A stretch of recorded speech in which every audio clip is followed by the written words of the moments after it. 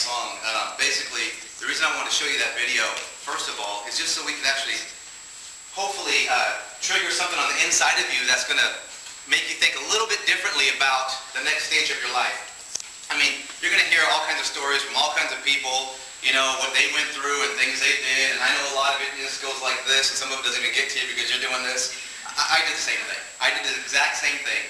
And you live through life, you do all these things, then all of a sudden, you know, 10 years went by, 20 years went by, and you look and you go, what the heck?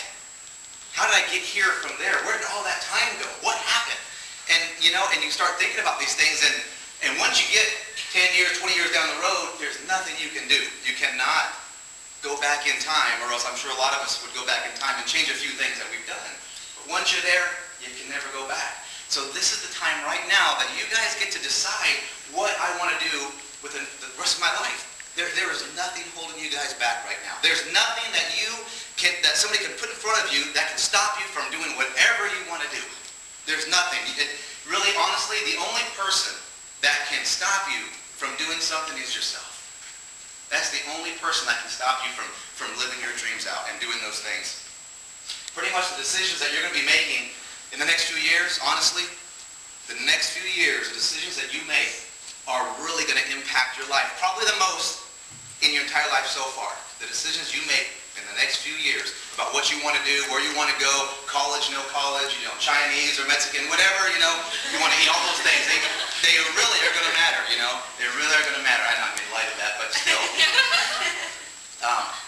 Mexican food pretty much for me. Anyway, but honestly, the decisions you make right now, and the reason I'm showing a little bit of comedy is because, you know what, sometimes you guys get so wrapped up on what I want to be doing, what I need to do, that, you know, you just sort of miss it.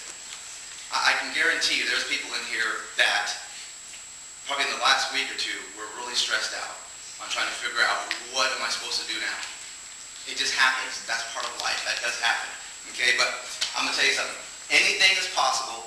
There's nothing that can stop you. There's absolutely no limits to the things that you guys can do. And this is not just words coming from, I'm telling you the truth. Nothing can stop you. A brief little story about myself. When I was your age, basically, I'm glad you talked about fear, because basically when I was your age, I was actually consumed by fear. You might not know it, because I mean, when you hung around me, you were around me, I mean, I got along with everybody. I was sort of the life of the party or whatever. I mean, I was like out there. I was sort of nuts like one of my sons. I won't point him out. But the point is, you know, you couldn't tell that I might have been afraid of something. And one of the things that just gripped me the most was the fear of public speaking. Back in school, if there was a report that was due and I had to get up there and hit my thing, it was like, just give me an F and I'll just go to the next thing. You know, just give me that F. I don't want to speak in front of anybody. The good thing was I knew almost all the TAs and they helped me along. But I can't say that, you're going to take it. But basically, you know, seriously, that fear just gripped me. I could not speak in front of people. I just couldn't do it.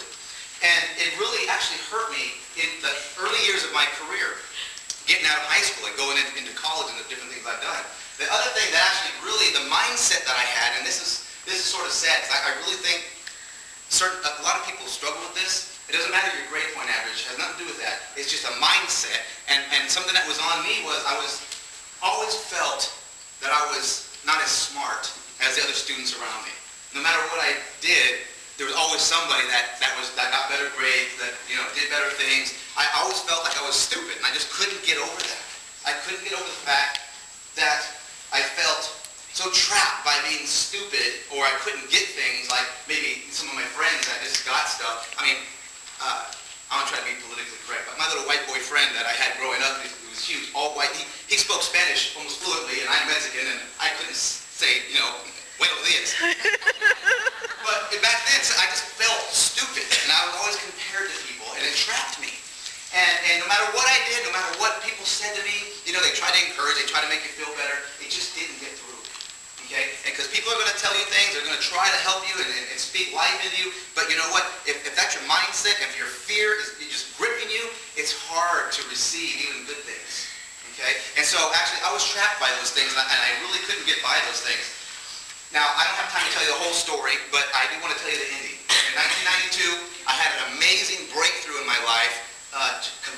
transformation, and I was totally turned around, honestly, by what God did in my life. But back again, 1992, when that happened, since that time to now, I've spoken to thousands of groups of people all over the place, all different subjects, massive crowds, small crowds, tons of training seminars that I've actually done, and just a tremendous amount of public speaking that I've done. Also, one of the cool things I get to do in my current career, imagine this, I get to meet with and present to major corporations, extremely complex and technical computer solutions. And I design these things, and I actually explain to these companies on how they work and how they can benefit, and all these different things. I mean, people like Yahoo, Bank of America, Photo Bucket, people like that. I meet with these guys, and I speak to their bosses, the main guys at these companies, billion-dollar companies. Listen to me. Not bad for a stupid kid who was afraid to speak in front of people. Things change. I'm telling you that only to encourage you that nothing can hold you back. Nothing can stop you. And I really hope something gets inside of you tonight. Even if you take a little something away, just that everything is possible. If I'm not going to say, I totally know I'm not perfect as my kids. I know I'm not perfect. But I'll tell you what, compared to who I used to be 22 years ago to the person I am now, night and day difference. Completely different. And I just want to encourage you that you don't have to stay like you are if you feel that you're not good enough or smart enough or pretty enough or whatever it is, whatever that fear thing or that person in the mirror looking back at you is just hounding you every day. You don't have to believe those things. You really can change. You really can do something.